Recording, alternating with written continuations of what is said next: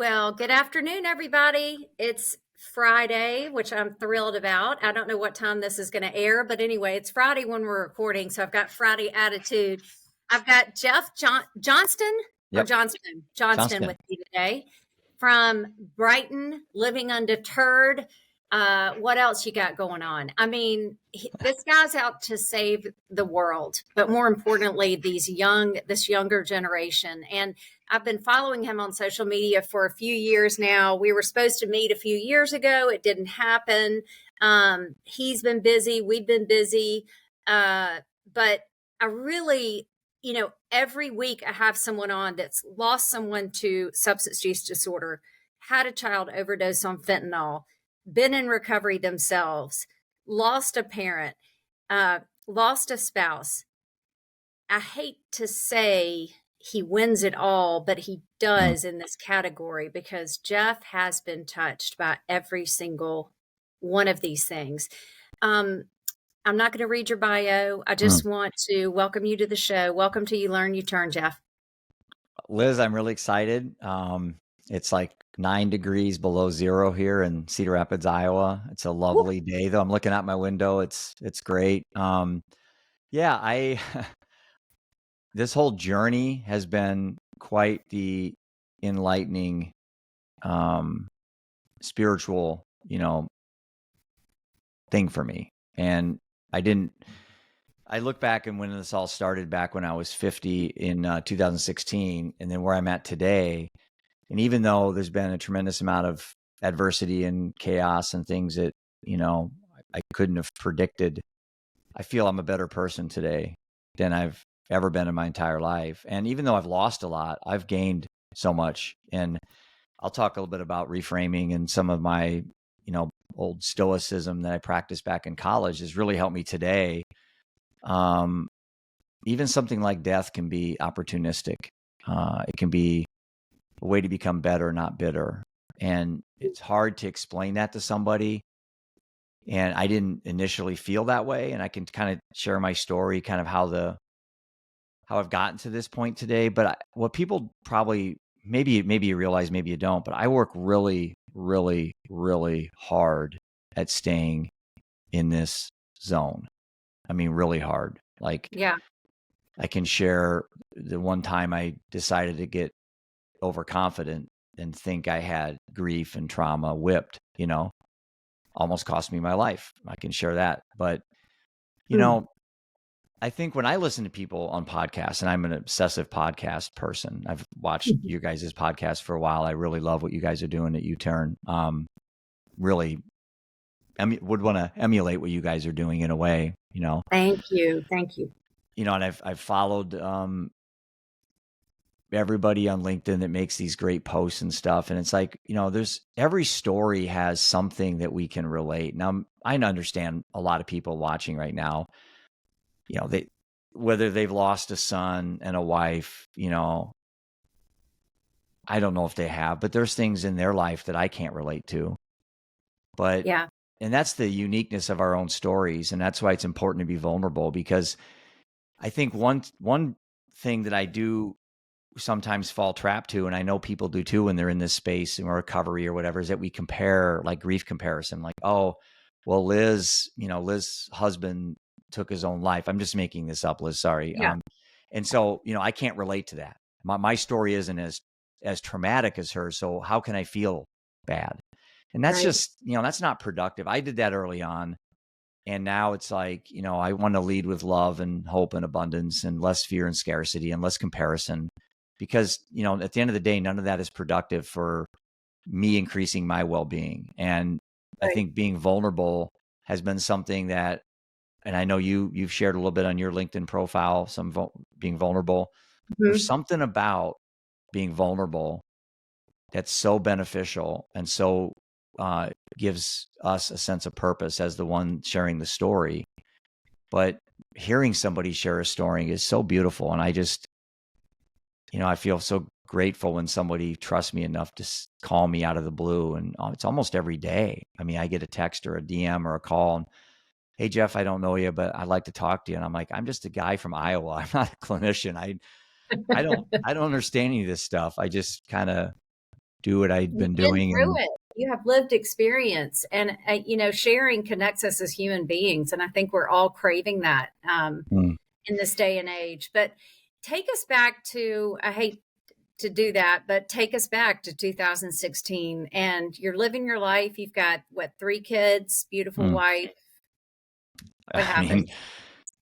so I'm literally sitting on top of the mountain. I'm 50, financially Figuratively, done literally. well. Literally. I mean, at 23, Yeah. I had this vision of I want to be this guy that had this business and was successful and could be charitable and travel the world and have a beautiful wife and beautiful kids and all the stuff that you see very pretentious today on social media, which we know behind the scenes as adults and most of that stuff's not true.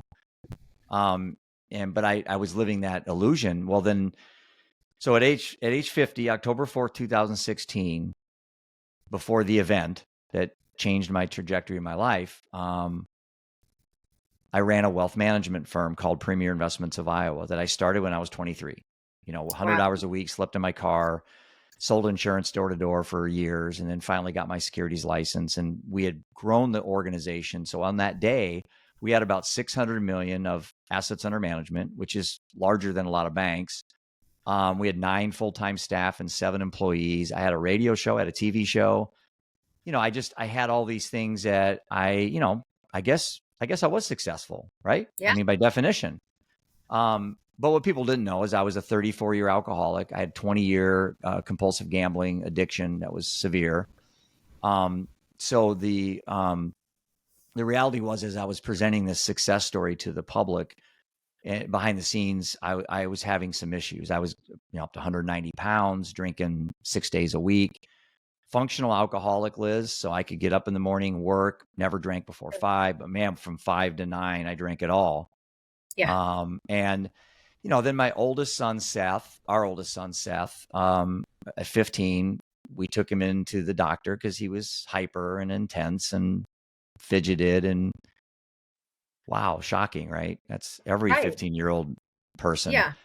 But I took him in, and if I have one regret, it's I just accepted the doctor's diagnosis that he had this stupid thing called attention deficit disorder, that I allowed the doctor to give him Adderall. And, my dad's a doctor. I should have bounced it off my dad, but I never did. I just trusted the system. I didn't go in there to walk out with a prescription bottle. I walked in there to walk out with a son that was happy and smiled and got a better life. And instead, he got a prescription bottle. And that turned into marijuana. It turned into drunk driving, breaking and entering, cocaine, prison. And then on that fateful day, he met fentanyl. And at 23, he was dead. So, I went from being on top of the mountain, looking at which mountain I was going to conquer next, to now laying on my back on the bottom of the abyss. Couldn't go any further, that quickly. Yeah. And that whole day that Seth died was just, the end of a 7-year battle that he had with all these things, substance abuse, mental health, all these things.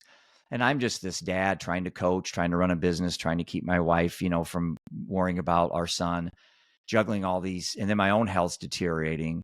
And then Seth dies. And it's like, death came into my life and said, okay, this is a reminder that you don't have your life under as much control as you thought you did. And so I didn't think of it that way. I thought I was being punished. I thought I was paying the price for being a bad dad or a bad husband. Mhm. And I didn't never heard of fentanyl. I didn't know what fentanyl was.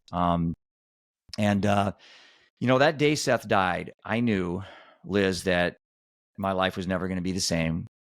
And the day he died was districts for my middle son. His golf, he was a competitive golfer, played college golf for a couple of years, for all 4 years. But anyway, I was dropping Ian off to play, and my phone rang, and I looked, and I knew that at 6:30 in the morning this was going to be a Yeah. bad call, and was told Seth was dead. And Ian's right here in front of me. He's a sophomore. His team's over here getting ready to go to state. And I write about this in my book. And I didn't tell him. I just froze. I panicked. I thought, this is not the time to bring down his team. Obviously, he couldn't golf that day if I told him. And this was districts. They'd never made state in school history. I didn't want to impede his day and all the parents and all the kids that worked hard. So I just turned around, got in my car, and left. Never told him I loved him. which is just, You did what you had to do in that moment, I you had to know? think, how is it going to tell my wife our son is dead? How do you have that conversation? So Mm. I get home and, she's getting all ready and she's got her hat on, her school colors. And it's like, I can't talk. I'm just shaking. And she knows something awful. And she probably knew it was Seth because this was something that we've been down the road. He just was released from prison. And I said, Seth is dead. And boy, I just don't remember anything after that. But I know after we went to the hotel, they had already taken him away. They had the yellow tape up, just like in the movies. And I'm like, what's going on? What's going on? And then I thought, okay, now I got to tell his younger two brothers, and or 15 and 13. And they had really looked up to Seth. And so I call these dad moments, and I call these moments that you have as husband moments. You get 3 or 4 or 5 in your entire lifetime. And it's like, you can't drop the ball. You've got to say something impactful. So I called my dad and I said, what do I tell the boys? And he said, Jeff, I know you like to talk. You like to fix things. Tell them the truth and shut your mouth. My dad's Wow. a 90-year-old doctor. He's great. Uh-huh. And I did that. And they got home and I sat them down. I said, boys, I got some really bad news. Seth's dead. And it was a pause. My wife's over here to the right. She's a wreck. And I'm trying to show, strength, the man of the house, right the ship. And my middle son goes, how'd he die, Dad? Drugs? Mm. They knew. Yeah. I said, yeah, drugs. And then what happened, Liz, this was the ember. This was the spark of everything I've done since then, was that moment in my living room. And I just knew I had to say something impactful. It's like, your team's down, Super Bowl, it's halftime. What are you going to say? Go, it's go time. You're a dad. You've trained for this. You're ready. What are you going to say? And I had this vision in my head of these 2 roads. And this became a chapter in my book. And this became my whole presentation, my keynote talk, Living Undeterred, Better Not Bitter. It's like the better road or the bitter road. So I stood up, I cleared my voice, and I said, boys, we have one of 2 roads to go down. We have one road of anger, despair, and hatred. We'll become alcoholics and addicts ourselves. Or we have a road of inspiration, love, hope, and courage. And this is an opportunity for us to not just change our lives, but for those in our lives. I'm on the second road. I ask you to join me. And when I said it, I kind of like, wow, that came out really good because I hadn't rehearsed it. But I wanted to present this as an opportunity for the boys that we really do have the choice to take the angry road, to drink, to get on the same road, that Seth was on. Or we have a choice where we could look at this as an inspirational moment, that we can make our lives better and those people around us. And that's what I wanted to present to the boys. But the reality was that speech was great, but I didn't listen to it. My 2 boys did. They went on to do some amazing things with advocacy. But I called my business partner and said, I'm going to stay home and work on my mental health. But I just got drunk 7 days a week for a year and a half. That's all I did. That's all I did. I'm really shocked that you had the wherewithal to even say that out loud. And I was really going to be impressed if you carried that forward from that moment on. So at least we know you're human. And so you started drinking then alcoholically, or do you think you're already an alcoholic? I was a 34-year alcoholic. I've been drinking since 16 or 17 years old, probably 5-6 days a week, all the way up to that day. But I was functional. Never did drugs. I have such a competitive personality. That's what got me in trouble with gambling. I would go into a casino, $5,000, and I'd want to walk out with every penny the casino had. I didn't want to walk out with 10 or 20 or 30,000. I wanted to walk out with all of it. I knew if I did drugs, I'd want to do it all. So if you laid down some cocaine, I would push the line aside and I would just take the bag and snort that. That's You knew that. That's who Jeff Johnston is. But Yeah. I knew, that's why I never did drugs. I never did drugs. a little sidebar. We just had Craig Carton on last week, who did the I know Carton who and he is. Yep. Boomer and Carton show.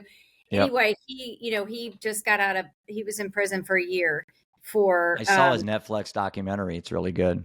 for gambling addiction. Yeah. Yeah. So that is one thing I didn't touch, thank God. I touched everything else, so might as well have. But the gambling, how did you get out of that? Just curious. Is it when you quit drinking, you quit all of that? Yeah. So I cannot explain this. I'm fairly pragmatic. Maybe that comes from my dad. But going back to the drinking part, on December 24th, 2017, 14 months after Seth died, I looked at my wife and I saw this beautiful woman that I married deteriorating in front of my eyes. You know, she looked 70. She had a hard time even standing still. Her cognitive abilities, the conversation, everything was dropping. Right as you know, Seth died, and I'm trying to keep my other two boys focused on being inspired. I noticed my wife out of the corner of my eye was really struggling. So on December 24th, 2017, I remember right where I was standing, I looked in the mirror. Enough's enough. I'm done. I haven't had a drop since.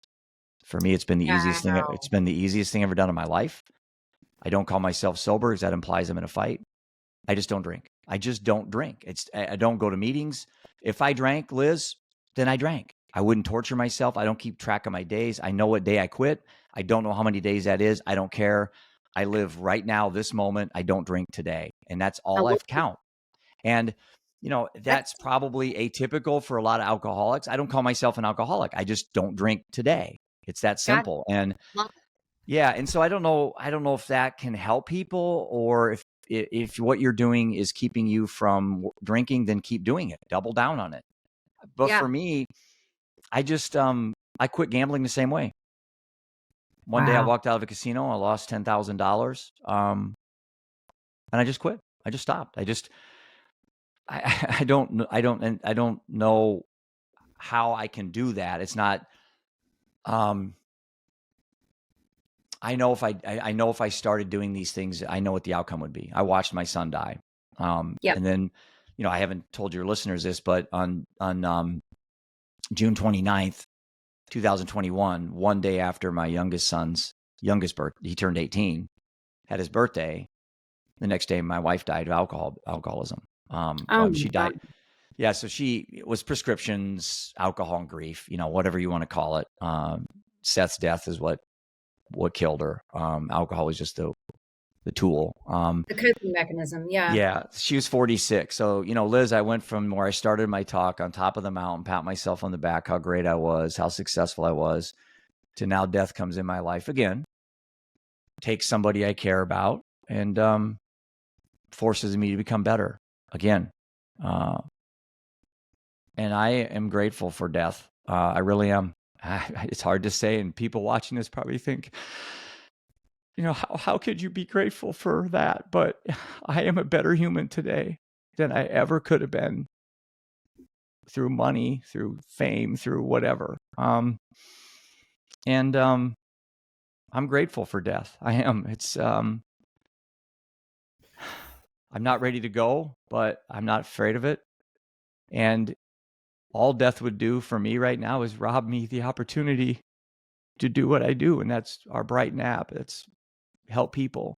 That's all death would do. It would take me away from the chance to help more people. And it sounds terrible, but I don't really care about my experience. It's what I can do for other people. And, you know, after my wife died, my mom died 4 months later. It's like the day after we put our 16-year-old cat down. It's like, I'm like, really? Yeah, I'm like, really? And I didn't drink. It's like I never was tempted to have a drink. But I went to that Christmas. So my wife died in June. My mom died in November, and then Christmas hits, and my two boys are out with friends, and I'm home. How old are your boys? 18, what? 20 and 18. Okay. 20 and 18. And there was these boxes in my living room after my wife died. I kept walking by them. And finally, I just, by myself on a Friday, I sat down, pulled up a chair, and I said, you know, Liz, I'm just going to go through these boxes and see what's in them, you know. I'm Mr. Living Undeterred, right? I'm Yeah. invincible. I've been through it all. It can't get any worse. Popped open the first box and there was just pictures of Seth and just I went from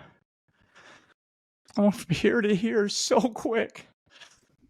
I shut my phone off. I shut my computer off. I didn't want to talk to anybody. And I just went through this box and just like, what do I do with these things? I can't throw them out. You know, I have to do something with them. And then I thought, well, screw it. I'm going to put this box aside and I'm going to go to the next box of doom. And I opened it up and it was my wife and it was our marriage and it was, and I went so down so fast. And 2 days went by. My business partner's wife came over. Everyone was worried about me. And I had went to my closet and I got opened my safe and I took my gun out.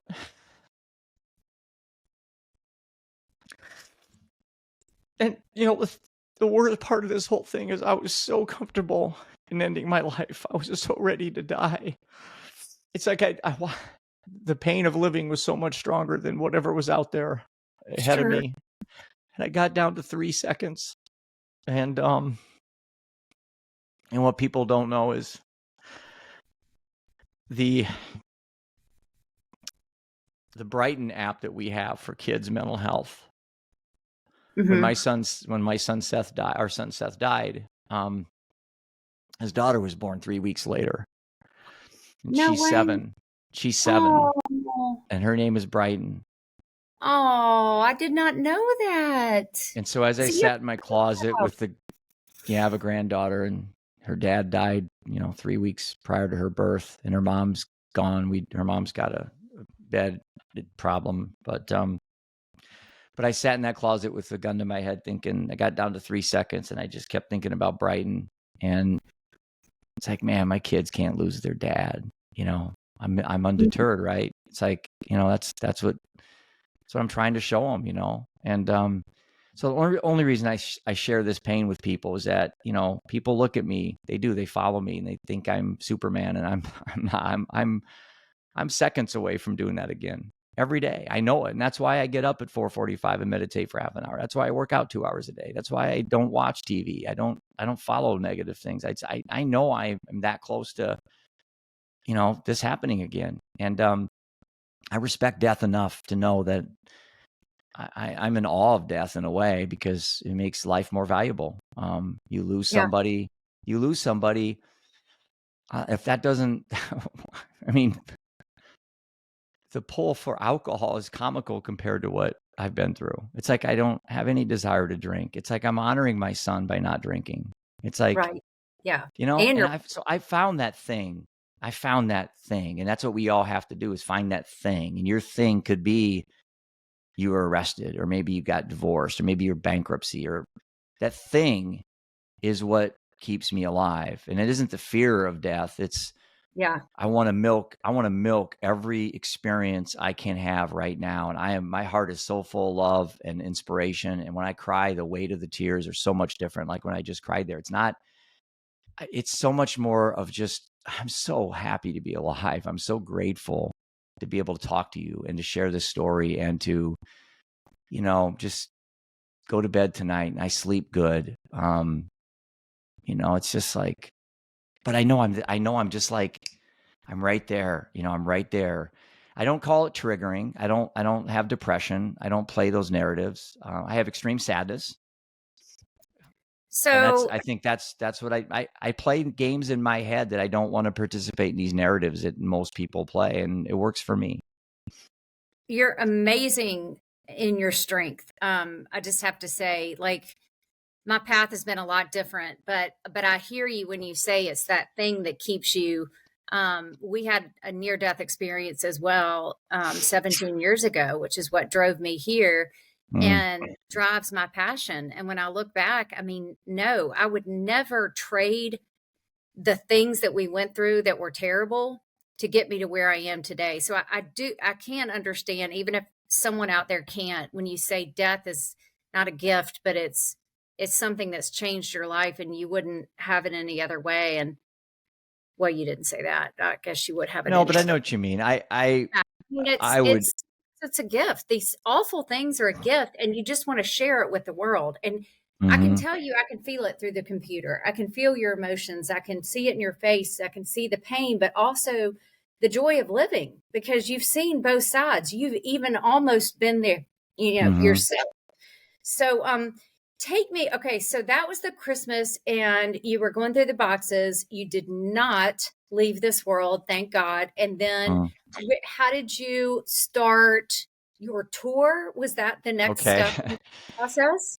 No, the tour, yeah, the tour was after that. Because I did the tour in 2022, so that was in the summer in May. So I came up with the idea late 2021. So yeah, I came up with the idea of the tour right about the time my wife died. Matter of fact, she never knew about the tour. I had not told her about it yet. Um, but yeah, so the tour idea was just I got tired of being on social media and copying Yeah. and pasting and liking and sharing and just kind of, I don't mean this to be insulting because I play all the algorithm narratives that you can, but Yeah. it's like sometimes you just vomit over each other with accolades of how great people are. And it's like, I like that too when people tell me all that. But at some point, I just felt like, okay, enough's enough. Like I looked in the mirror and quit drinking. I got to do something different. And Right. so I just, and this is a true story, I grabbed a bunch of my books. Um, this is my book right here. So that's my son Seth. It's called "This One's for You," and Oh, an inspirational story. Let's see, an inspirational journey through addiction, death, and meaning. And I'll put that in the show notes. yeah, so Fantastic. I wrote this a couple years after Seth died, before my wife died.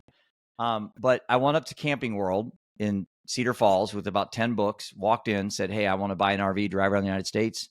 Will you guys help me?" And so, yeah, they worked out a pretty good deal. And I walked out that day with a 34-foot brand new Hurricane Thor. I'd never been in an RV in my entire lifetime. You kidding Um, me? no, never that day. Got it that day. But I went to LinkedIn, showed a picture of it, told everyone I'm doing a tour, and I told my boys, now we can't back out. Now we got to do it. We got to do How it. do you even know how to drive an RV? You just drove I it right off the lot? We did. Yeah, I drove it home. I never drove one before. The guy drove me around town a little bit. I test drove it, and then we Yeah. drove it home. I Wow. went to a place in here, got it fully wrapped, and my dream was to go around the United States and wave this banner of, mental health initiative and rah, rah, rah, and corporate America. And people would be throwing all this stuff at me to help me. But no, it's crickets. It was so demoralizing to be driving around in this RV. I had one corporation reach out to support me. I wanted to raise $1 million. I raised 30,000. I spent 150 of my own money, not counting the RV. And I was sitting in KOAs at night crying, with my boys going, what are we doing? And they're like, "Dad, you're living undeterred." And I'm like, "Yeah, but They saw what's it what's the end differently. game? What am I trying to do?" And they're like, "Dad, you're trying to help people." And I'm like, "I know, but where's the help? Where are the people that always say they're going to help?" And I have to think CEOs are driving by my RV every day. Where are they? So Right. I said, "Screw it. I'm going to build an app. I'm just going to do it myself. I'm just going to build it. I'm from Iowa. You build it, they come. That's Field of Dreams. That was the whole For premise sure. of Field of Dreams." So I decided on a 3 a.m. on a KOA amidst tears that I was just going to hire a group in DC to build an app for me. And I don't know nothing. I know nothing about technology. I know nothing about startup companies. And I went to LinkedIn, hired a full-time employee. Her name's Emily, and she's with me today. She's awesome. Hired a company in DC to build it. And, I may go broke. I don't care. I mean, I don't really care. I just figured, you know what? I've already asked for help. I've went around the country, put 20,000 miles on. Nobody really helped me. I had a few groups help me. I'd sit here and name a few, but yeah, I had some support, but nothing like I thought I would do.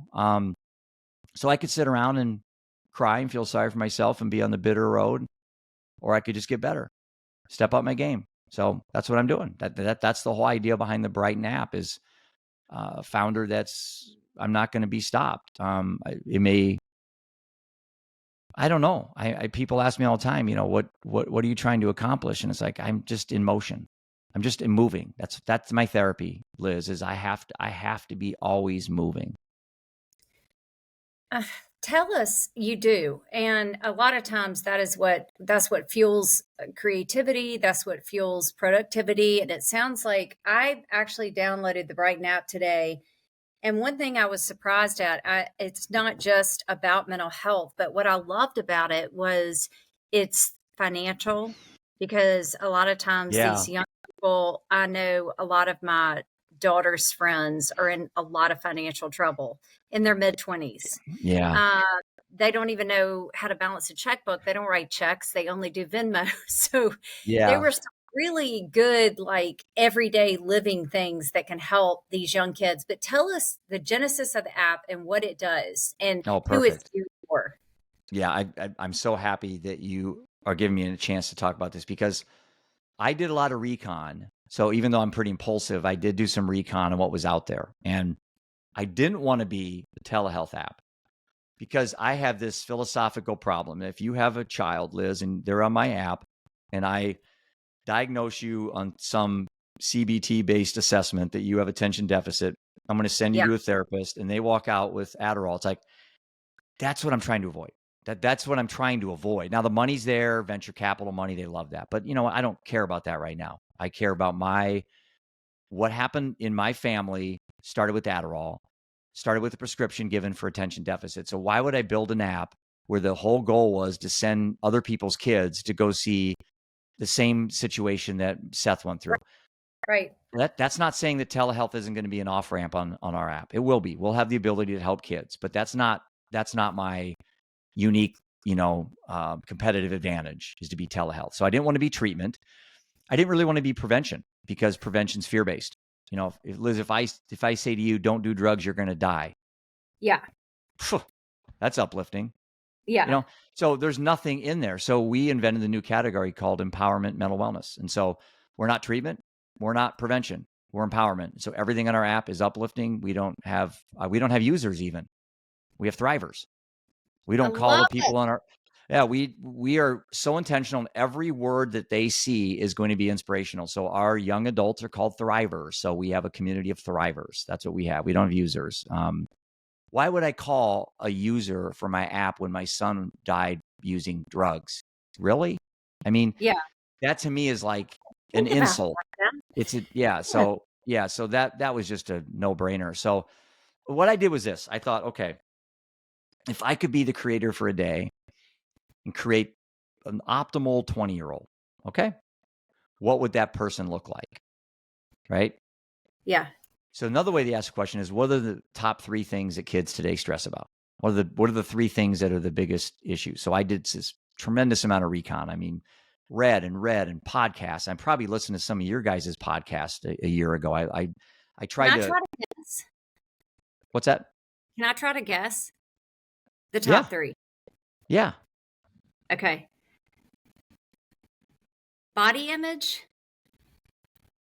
Okay. Well, go ahead.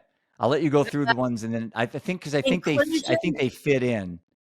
Okay. Well, I'm just thinking about 20 somethings I know is body image, financial status or finances, like how to get money, how to save money, how to use money.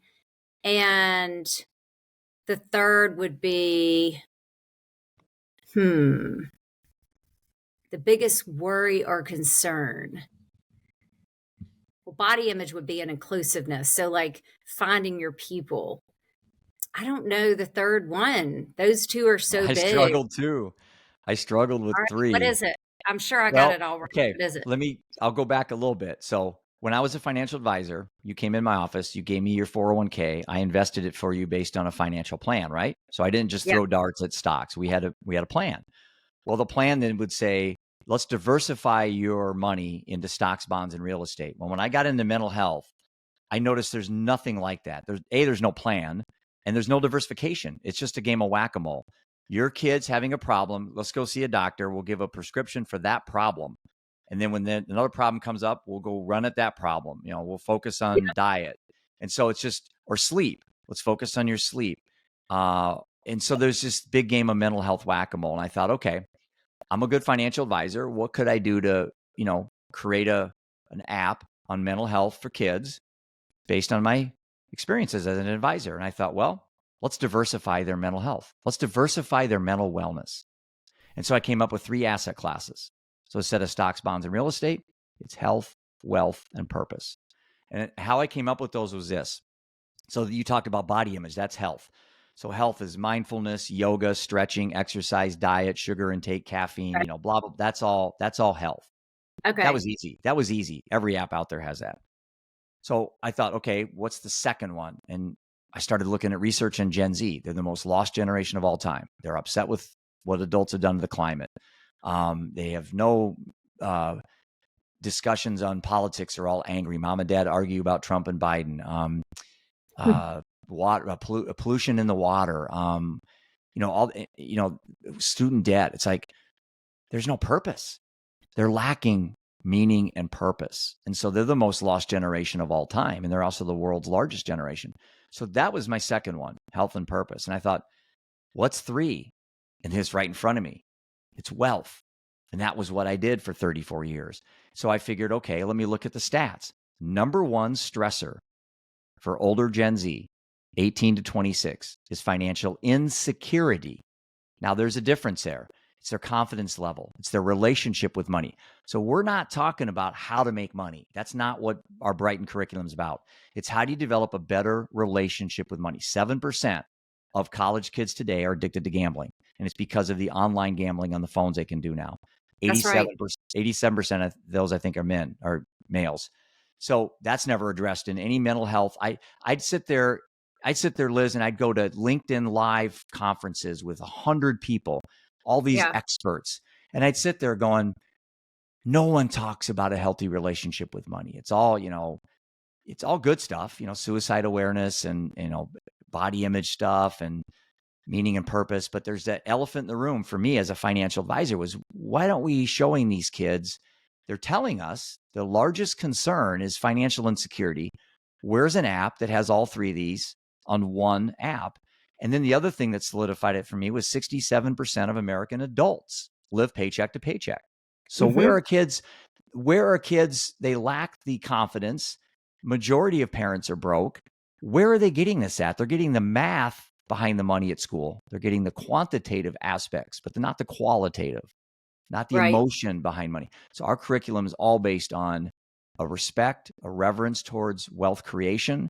And then when you do create it, how can we give back? So we're talking a lot about charitable stuff with kids, teaching them how to give back when they do well. And that all ties together. So going back to the design, health, wealth, and purpose, if I can get kids to work on this daily, like I work on my stuff daily, I am so convinced that we can get a subset of young adults to not just improve their mental health or their mental wellness, but to give back, become the next level of advocates, to be the next recovery experts, to be the next people on podcasts like me, sharing their stories of how they were depressed or they had a gun to their head. And now they're doing better and they can share that success. And I want to give them a chance. I mean, this generation, we beat them down. All we do is we tell them all the problems with them. But I want to crack that door just a little bit and then get the hell out of the way. Yeah. Let them become autonomous and self-assess and let them, create their own destiny and not be the ones that they're going, don't do this, don't do that, don't do this, don't do that. Now, that's not what Brightn's about. We don't tell them on our app anything what not to do. Things that we need to get better at is on our app right now, we don't really have a lot of off ramps yet to help those that are in crisis mode, but we're actively trying to get that implemented. That's a big part. I was going to say, do you have a community on there? Are you allowed to have community and share with one another? Do you have peer support? Is all this coming in the future? Yeah, our MVP just coming to market. That was not a must-have. That's a want-to-have. We complete our pre-seed round, which that could happen literally any day, which would be great. Then we would implement that community feature. Right now, we have some aspects of a community feature, but we don't have the chat rooms and all that stuff. But yeah, that's just a no-brainer to have a youth mental empowerment app. You have to have the ability for them to be able to connect with each other. And what I love about this is it's not, like U-turn health, we typically help people. They're usually kind of on a downward slide. Some people not. They just want to refocus their life. But what you're doing with these young kids is saying, you don't have to be at rock bottom to need a little guidance. This Brightn app is here for you for your mental health, also just how to live life, like a little Yeah. instruction book on how to do life with health, wealth, and health, purpose, and wealth. Health, Is wealth, that purpose. Health, wealth, health, purpose. health, Yeah. wealth, purpose? Um, with those three areas in your life covered, you won't have to go down that downward spiral, and you don't have to be stressed about finances all the time, which leads to depression and Yeah. anxiety, which leads to Absolutely. substance use disorder. So you're Yep. sort of nipping it in the bud by being proactive and addressing these things that really do affect these kids. And I know, like I said, I have two 20-something-year-olds, and they do tend to be some of the most stressed, anxious people. Yeah. But I can't say I blame them. Not only have they Mm. grown up on technology, which is known to create Mm-hmm. synapses that make you anxious and your cortisol levels always rise, but the Hmm. world is hard, man. It's tough out here. It's tough out here for a 54-year-old woman. It's tough for a 57-year-old male. You don't make it seem tough, Jeff. I tell you, Oh, I you're do. I do. oh my God. The I things you've been through and your attitude, better not bitter. I love it. And there was something else you had on your LinkedIn page that you posted the other day, and it was when you find it's a quote by you. It's my quote, purpose becomes passion when it gets personal. And That's right. that's Love what we're telling all of our thrivers is, and I try to teach kids how to find their purpose, because you can sit around and wait for purpose to happen. Death came into my life to show me purpose. You don't have to right. wait. You don't have to wait for someone to die. No. So how do you find purpose? Okay. This is an easy exercise for any young adult watching this, or any adult for that matter, that wants to find their purpose. So you take that phrase, you write it down. Purpose becomes passion when it gets personal, and then do it backwards. So think of something personal. Okay. For me, I lost a son to fentanyl, lost my wife to alcohol and grief. I was a compulsive gambler. Those are all personal things in my bubble. Okay, so go backwards. Purpose becomes passion when it gets personal. Find something personal, make it your passion. So that's what I did. I wrote a book. I didn't know anything about fentanyl. I wrote a book. I started a podcast. I didn't have my podcast before Seth died. I did my tour. I mean, these are all things I did to bet on my passion, to learn more. I got on podcasts. I meet people like you. I'm a sponge. I want to take from everybody and learn, and then, extrapolate that data and put it into my own systems, and then go out and try to do what I can to help people. And so I think if you take that sentence, purpose becomes passion when it gets personal, focus on something personal, make it your passion, voila, now it's your purpose.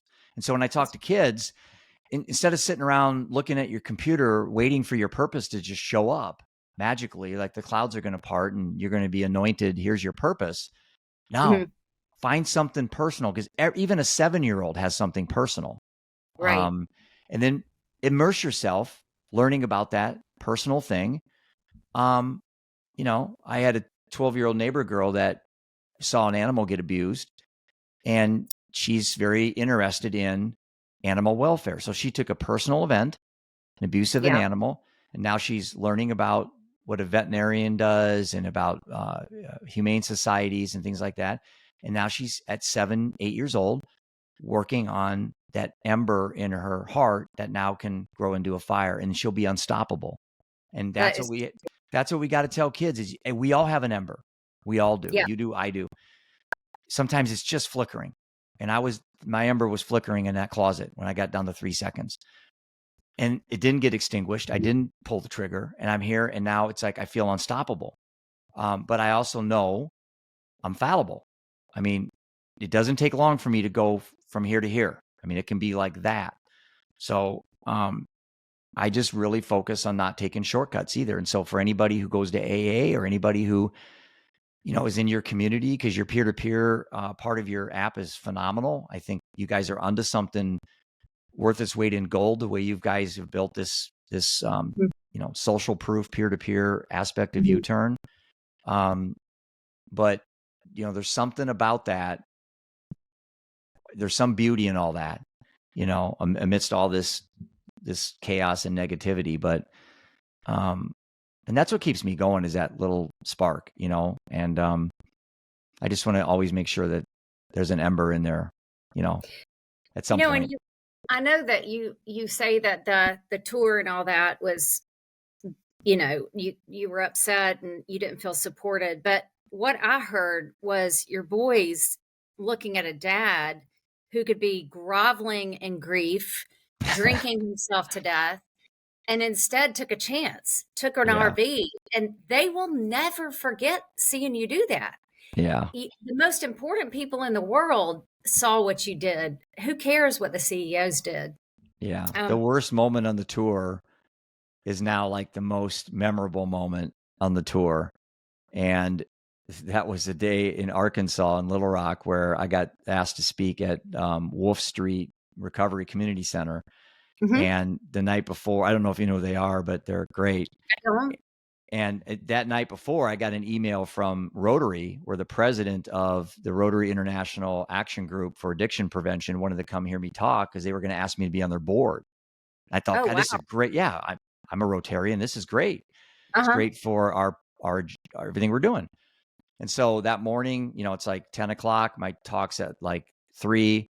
We're getting ready, and 11 o'clock hits. My son and I are getting ready, and we take off the RV in the KOA, and I tear off the awning. I forgot to put the awning in the night before. Oh my God. Because I spent an hour talking to a nurse that got off work, and she was next to us, and we were talking about COVID and all this mental health stuff, and I just forgot. And so I'm like, oh my, are you kidding me? I got to give a talk in front of 100 people. I got the president of Rotary coming down, and I tear the awning off. And my son's like, well, Dad, let's figure it out. So we put some bungee cords, and I called Camping World. They're like, well, we're not going to come there. We're not going to put men up on, you have to bring it to us. So I put in my phone, Camping World, and we're driving down the interstate going like 25 miles an hour. The awning's just hanging out there. And I'm sweating. The air's not working in an RV. It's 102 degrees. I've got, 2.5, 3 hours to go for my talk. I'm driving down, and all of a sudden the bungee cords broke or whatever. And the awning just flies out like a Chevy Chase movie.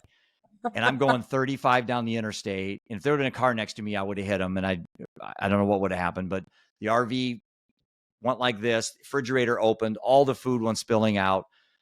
Make a long story short, 2 people came. Unbelievably, we cut the RV off. I don't know the awning off. I paid him cash. I didn't care. I had to get to the meeting. They took the awning with them. I got to the meeting, signed the contract, a 5-year board member deal. Was one of my best talks I ever did. And the moral of the story is that even at the moment when I thought I wasn't going to make it, I always had that ember burning. There was always that chance I was going to get there, and I was not going to give up. And that's just that's one day on tour. It happens to be kind of the funniest story. I mean, I hate to say I wish I had that on film, but I wish I had that on film. That's yeah. You can't make that stuff up. Well, That's like I have a ton of footage. I'm doing a documentary next summer on the tour, and I just haven't had time to go through it all, but I have a lot of really cool stories like that. Come on. Starting in, et cetera, et cetera. Well, this has just been a joy, not to hear the sadness in your story, but just your resilience is, man, it's amazing. If anyone is lost or hopeless today, I hope you hear this talk and just get that ember lit in you, because life is not over because death comes knocking. In fact, it may be just your time to give life to someone else. And that's what you've done, Jeff Johnston. And I really appreciate you and appreciate you taking time out of your busy schedule. And I will be following along with Brightn. I will link it in the show notes, as well as the book you've written. Look forward to your documentary. And when will you get your podcast back up and running? It's a good question. It was hard for me in October, I just told my team things were going really fast with Brightn. I was, as you know, with startups, we're just, and I just said, I want to come back and do a podcast down the road, but right now it's just not the best use of my time, because I met some great people. Sure. So I'm going to redo it, but we're going to rebrand it where it's going to be more youth mental wellness instead of the Living Undeterred podcast where I would basically talk to anybody about resiliency. Yeah. Now it's going to be more bringing on young adults that have been through horrific and heroic things that they can share to our Brightn audience as we build the Brightn community out, you know. Well, I'm just really glad for one to know you're out there fighting for this generation coming up because they need it. Their mental health needs it. And if there's anything we can do at U-Turn Health to help you, let us know. Like we were talking before the podcast, you know, if we could all just band together and work together and instead of staying so siloed, I think we could save a lot more lives and touch a lot more people. So we are here for you. And we're in your corner. And thank you for sharing from your heart. You're just amazing that you can tell that story and that you're still here. And not only are you still here, you're still smiling. So I will say, anybody out there watching this, because I know you talk a lot in the recovery space and people that are really struggling. yeah, I have a saying that I like. I have quite a bit of sayings, but in the book, I have a whole bunch of quotations and stuff, things that help me get through. But you know, I have something real simple, and I got this from Viktor Frankl from In Man's Search for Meaning, which is the best book I've ever read in my life in regards to just it's Man's Search for Meaning by Viktor Frankl. And okay, he was a prisoner in Auschwitz and how he came out of it. And then just, you know, I think Man's Search for Meaning is one of the most 5 read books of all time. You know, there's the yeah, Bible, there's some other I've things. And then heard about it. Yes, yeah, it is anybody watching this, just read it, whether you actually read it or Audible, I don't care. But, and I remember the moment I came across that quote that he said, "Suffering is my opportunity." And I just shut the book and I thought, I remember exactly where I was. I'm like, oh my gosh, isn't that the most amazing, most beautiful, poignant sentence I've ever heard in my life? Is suffering is my opportunity. That's why when I say now death came into my life as an opportunity, I got that from Viktor Frankl. And I thought, well, I can't use that quote. I'm just going to come up with my own. So I came up with this: pain is unavoidable. Suffering is a choice. And so pain, Seth died. That frickin' hurt. It still hurts. My wife died. That hurts. Mom dying. That hurts. But the suffering that I attach to that event is my choice. That is my choice. I've got that ember burning inside of me. I want to live the rest of my 30, 40 years still left with the best lived experience I can. I can't do it impeding it with alcohol and drugs and negativity and anger and hatred and jealousy and all that. And so I choose to be better. Doesn't mean I don't have mercy and grace and I allow myself to cry. When I cry, Liz, I frickin' cry. I'm a first team All-American crier. good for you. I I love love it. it. And matter of It's fact, I good. cry so much, my black lab comes across the room and I have to push him away. I'm not done yet. Leave me alone. Because he wants to help me. And I'm like, no, I want to cry. It's like a Yeah, mental health workout. I tell people all the time, when's the last time you ever cried in your entire lifetime, a good cry, and felt worse? that is so true. Never. It's not That is, possible. yeah, Yeah. So when you're sitting there and you're struggling and maybe you had a drink, maybe you had a 2-year sobriety run and you had a drink and you're just like killing yourself and you just like, just cry, let it out. You're going to feel better. It's your mental health workout, you know, go exercise, do something. But, you know, everything, one thing I've said too to kids when I speak at high schools is, you know, write down on a piece of paper the single worst thing that's ever happened to you in your entire lifetime, event, moment, or memory. You've survived it. You made it here. So you've survived 100% of every worst thing that's ever happened to you. What makes you think you can't do the next? Well, you can. I mean, if I can, I'm normal. You can too. It's like, and that's the mindset we got to tell these kids, and quit telling them what not to do. Quit telling them, don't do drugs. Don't do. They're going to do these things anyway. Fentanyl, I know, changed the landscape. Now you don't get a second chance. I get that. Maybe there's a little bit more inspiration behind telling kids not to do drugs. Maybe that's not the best analogy for me, but the reality is fear and scarcity has never, will never change the world. Prohibition won't get people to stop doing things. So we know that. What's the next thing? Empowerment. That's where I think the future is of mental health. And you guys do that through your communities, through your peer-to-peer. I mean, I just signed up. I'm a new customer for you guys, so I downloaded your app, and I'm gonna, Wonderful. I probably anonymously will jump in some of your meetings and just kind of see how they go. And I can always benefit from hearing other people share and community. And so I'm happy what you guys do, and I'm honored to have this chance to talk to you. And whatever I can do to support U-Turn as well, you can count on Brightn, the team at Brightn. We're all about trying to, we got into this mess together. We're going to get out of it together, right? That's right. That's right.